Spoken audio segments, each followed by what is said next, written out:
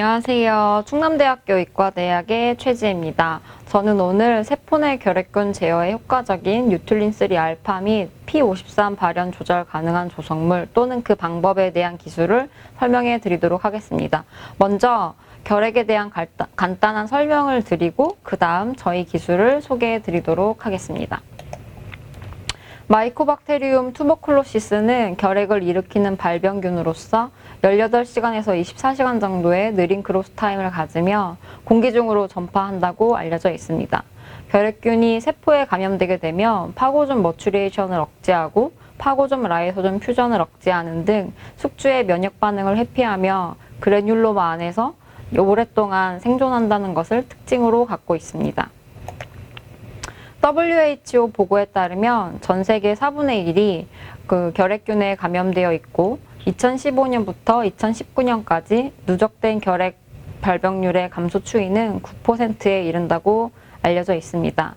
하지만 리팜피신의 내성을 갖는 결핵 환자는 50만 명에 이르며 그 중에 78%가 다제내성 결핵을 나타내고 있습니다.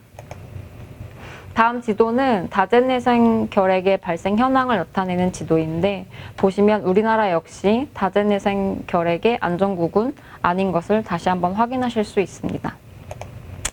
일반적으로 결핵이 발병되게 되면 아이소니아자이드, 리팜피신, 피라지나마이드 등 다약제를 장기간 복용하게 됩니다. 1차 치료에 실패하거나 내성균에 의한 결핵이 발병되게 되면 2차 약제를 사용하고 그 밖에 수술을 통한 방법으로 현재 결핵을 치료하고 있습니다. 현재 치료할 때 쓰는 안티TB 드럭들은 결핵균 자체를 타겟으로 하고 있기 때문에 최근 대두되고 있는 다제내성 결핵이 증가함에 따라서 또는 이제 새로운 안티TB 드럭들을 개발하는 속도가 더딤에 따라 호스트 다이렉트 테라피에 관심이 점점 증가하고 있습니다. 결핵에 대한 호스트 다이렉트 테라피의 개발은 다제내성 결핵뿐 아니라 광범위 약제내성 결핵 환자의 치료에 효과적일 것으로 생각됩니다. 대식세포는 결핵 발병에 있어서 중요한 역할을 하게 되는데 최근 연구들에 따르면 마크로파지 M1 타입은 인플라메이터리 피노타입을 띠며 박테리아 킬링에 중요하다고 알려져 있습니다. 저희 연구실에서는 이러한 대식세포의 피노타입에 관한 연구를 지속적으로 진행해 오고 있습니다. 이번 설명드릴 기술에서 적용한 뉴툴린3 알파는 MDM2의 억제제로서 뉴툴린3 알파를 처리하게 되면 P53의 발현 또는 활성이 증가한다고 알려져 있습니다. 이러한 기본 개념을 바탕으로 저희가 가지고 있는 기술을 소개해 드리도록 하겠습니다. 뉴툴린3 알파의 구조는 다음과 같고 마크로파지 대식세포의 결핵균을 처리한 후 뉴툴린3 알파를 농도 디펜던트하게 처리한 결과 P53의 단백질의 발현이 증가하였고 또한 세포 자멸사의 특징인 캐스페이지 3의 클리브드된 폼 역시 증가함을 확인할 수 있었습니다. 이와 함께 세포 내 결핵균의 수가 뉴툴린3 처리한 그룹에서 유의미하게 감소함을 확인할 수 있었습니다. 1차 약제인 피라지나마이드를 대식세포에 세포 내 결핵균의 수를 조절하지 못하는 농도로 처리한 후에 뉴툴린3와 함께 병용 투여를 했을 경우 피라지나마이드 단독, 뉴툴린3 단독보다 병용 투여한 그룹에서 세포 내 결핵균의 수가 유의미하게 감소함을 확인할 수 있었고 이러한 결과는 다른 항결핵제와 뉴툴린3를 병용 투여했을 때도 세포 내 결핵균의 수가 뉴툴린3를 병용 투여했을 경우 유의미하게 감소함을 확인할 수 있었습니다. 저희는 이러한 결과를 바탕으로 뉴툴린3 알파와 구조적인 화합물을 찾아보고자 하였고 그중 K279-1559가 뉴툴린3만큼이나 결핵균 감염된 대식세포에서 P53의 발현 및 활성을 증가시킨다는 것을 확인할 수 있었습니다.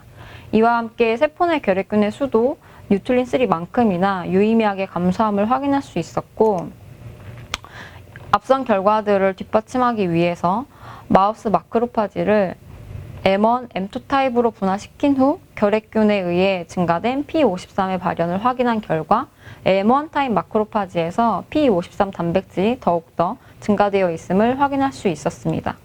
결핵균 감염된 M1 타입 마크로파지에 뉴툴린3를 처리했을 경우 세포 자멸사가 유의미하게 증가하였고 이에 따른 세포 내 결핵균 수 역시 뉴트린3 처리한 그룹에서 유의미하게 감소함을 확인할 수 있었습니다.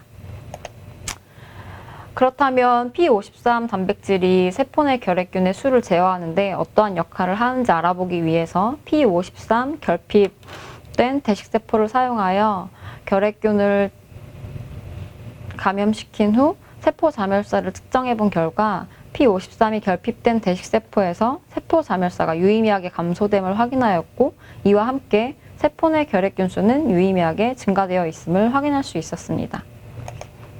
이러한 결과는 인부보 모델을 통해서도 확인할 수 있었는데요.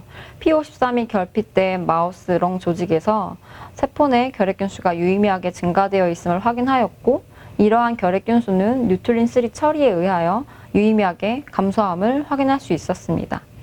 다음으로 결핵 환자의 블러드에서 분화된 마크로파지에서 P53의 발현을 측정해 본 결과, 기본적으로 결핵 환자에서 P53의 발현이 낮아져 있는 것을 확인하였고, 결핵균 감염 시에 P53의 증가 폭이 컨트롤 그룹에 비해서 결핵 환자 대식세포에서 낮아져 있음을 확인할 수 있었습니다. 이런 대식세포의 뉴트린3를 처리한 결과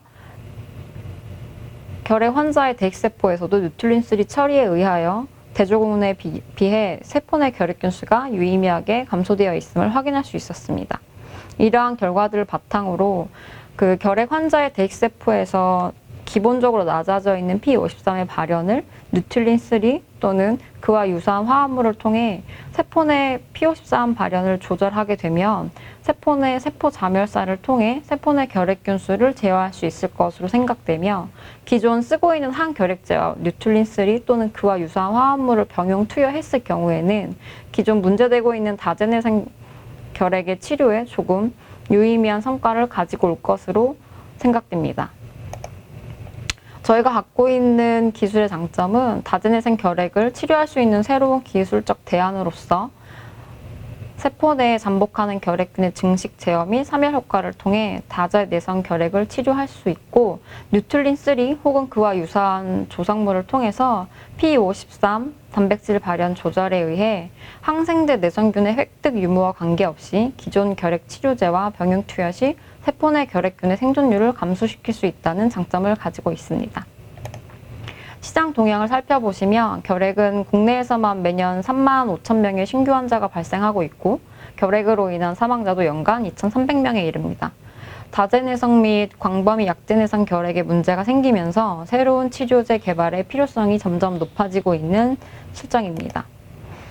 세계 결핵 치료제 시장을 보시면 연평균 5.3%의 성장률로 2024년까지 확대될 전망으로 보이고, 여러 제약회사들이 다제내성 결핵 치료제를 개발하는 중이며, 이러한 개발 단계에 있는 신약들 역시 결핵균 자체를 타겟하고 있기 때문에 호스트 다이렉트 테라피를 접목시킨다면 지금 문제되고 있는 다제내성 결핵뿐 아니라 광범위 약제내성 결핵도 치료하는 데 더욱 효과적일 것이라고 생각합니다. 저희 연구실에서는 호스트 타겟을 기반으로 하는 세포 내 결핵균 제어에 관한 연구를 지속적으로 진행하고 있고, 2016년부터 2022년까지 국내 특허를 다수 보유하고 있습니다. 경청해 주셔서 감사합니다.